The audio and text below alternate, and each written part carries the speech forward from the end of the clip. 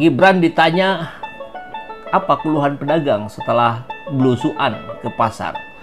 Dijawab, kita wajib mengunjungi pasar pagi hari, lihat inflasi. Jaka Sembung, keluhan pedagang seperti apa? Ya, dalam setiap kunjungan kita wajib untuk mengunjungi pasar, terutama di pagi hari, untuk mengecek tingkat inflasinya. Oke. Keluhan pedagang apa? Kalau ditanya begitu kan berarti jawabannya tadi pedagang mengeluhkan tentang A, B, C, D, E, F dan seterusnya. Kan begitu ya? Nah, tapi ini ditanya keluhan pedagang apa Pak? Apa Mas? Ya, tiap hari kita harus mengunjungi pasar untuk mengecek tingkat inflasi. Bayangin, Wapres Gibran Raka Buming Raka justru jadi viral bukan karena kebijakan atau pidato, tapi karena main bola. Sementara bangsa ini menunggu kerja yang cepat, dia malah asik main olahraga. Mungkin biar netizen bisa bilang, wah, anak presiden santai aja ya. Padahal beban berat selama 8 bulan pertama duduk di kursi wakil presiden justru jadinya ditanggung penuh oleh Prabowo yang disebut tertatih-tatih urus negara.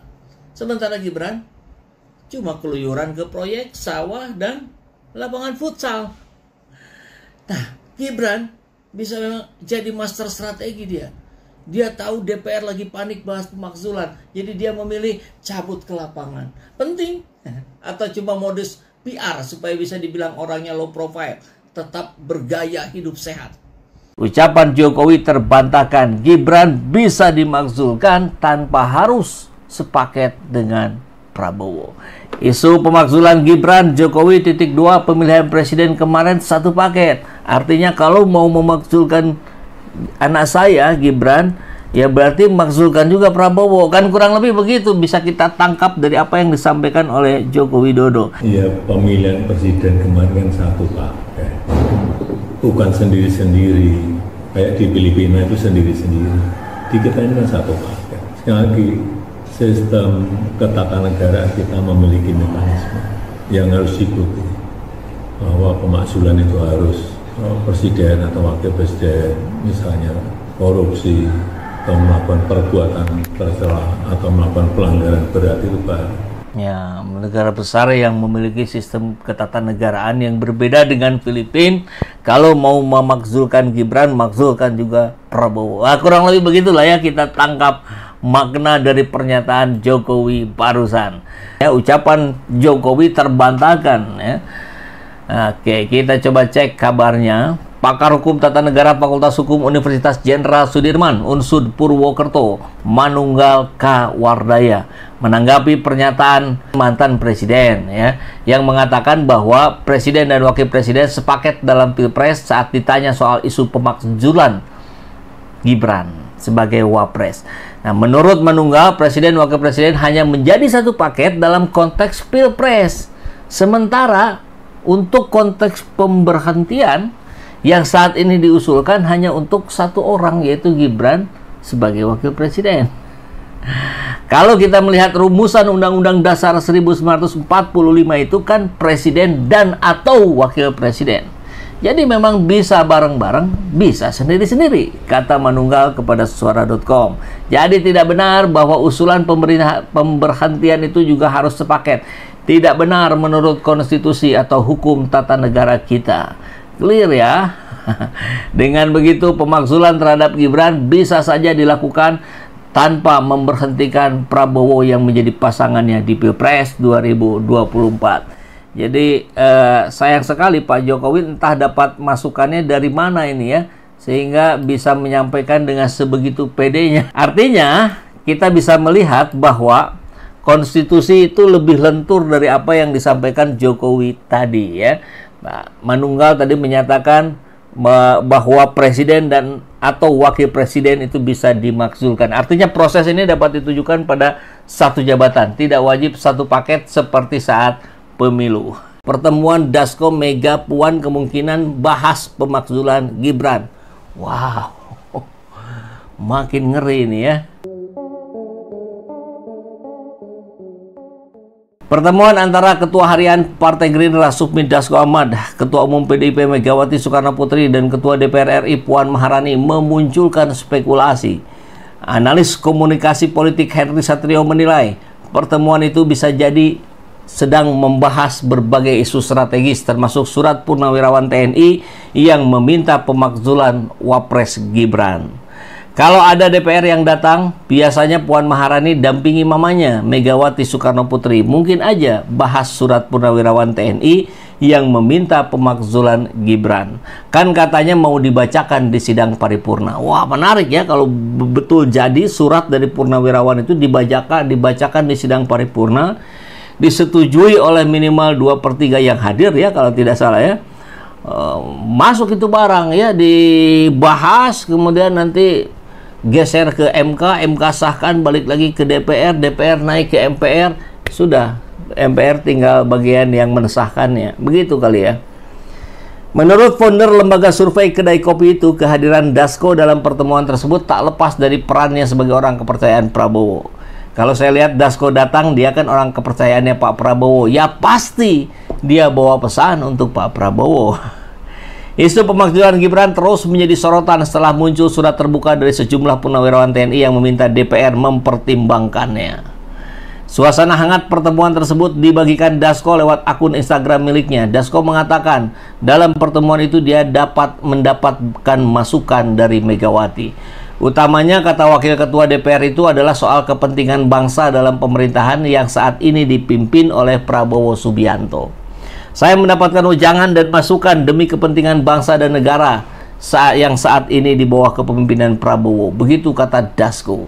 Ini tampaknya hari-hari ini Pak Jokowi sudah mulai sadar ya, bahwa yang sedang disasar oleh banyak pihak bukan hanya dirinya dengan dugaan ijazah palsunya, dengan berbagai kebijakan yang dianggap telah merugikan rakyat selama 10 tahun, tapi juga sudah menyasar kepada Gibran Rakabuming Raka yang hari ini terus diulik oleh berbagai pihak. Salah satunya para purnawirawan TNI yang mengirimkan surat kepada DPR dan sudah diterima, bahkan bukan hanya oleh Ketua DPR, bahkan oleh Ketua MPR pun sudah ada suratnya itu di mejanya.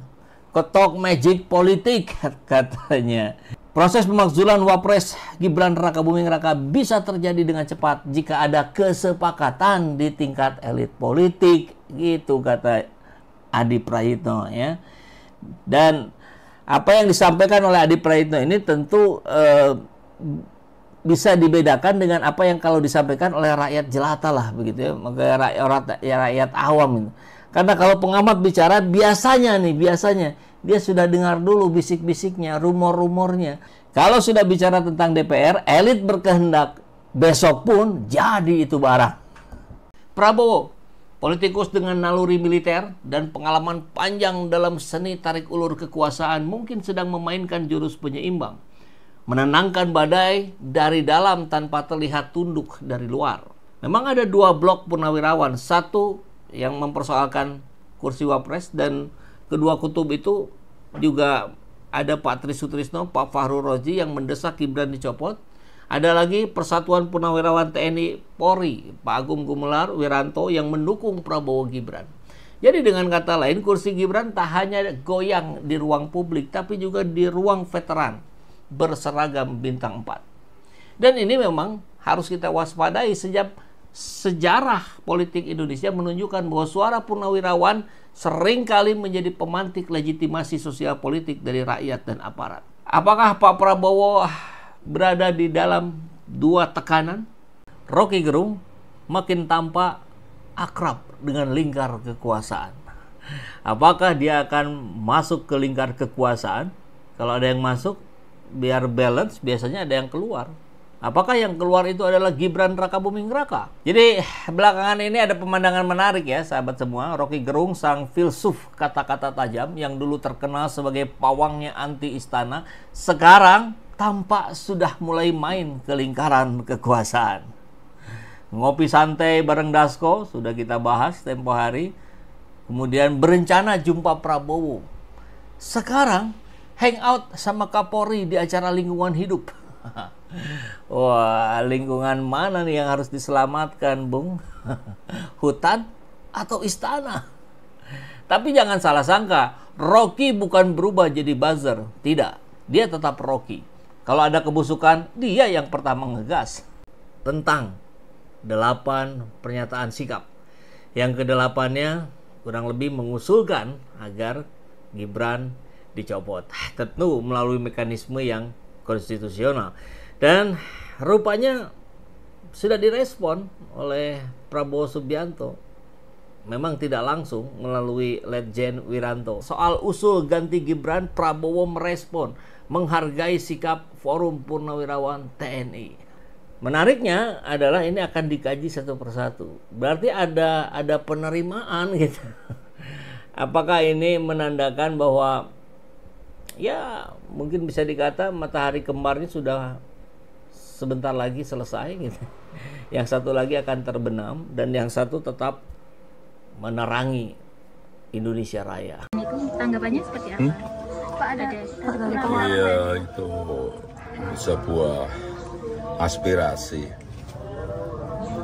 buah usulan ya boleh-boleh saja dalam negara demokrasi seperti kita.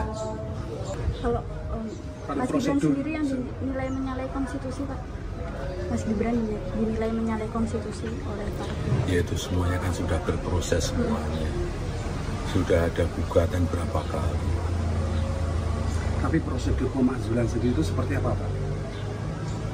Ya semua orang kan juga sudah tahu prosesnya, harus lewat MPR, harus lewat MK, kembali lagi ke MPR, saya kira. Proses konstitusinya seperti itu.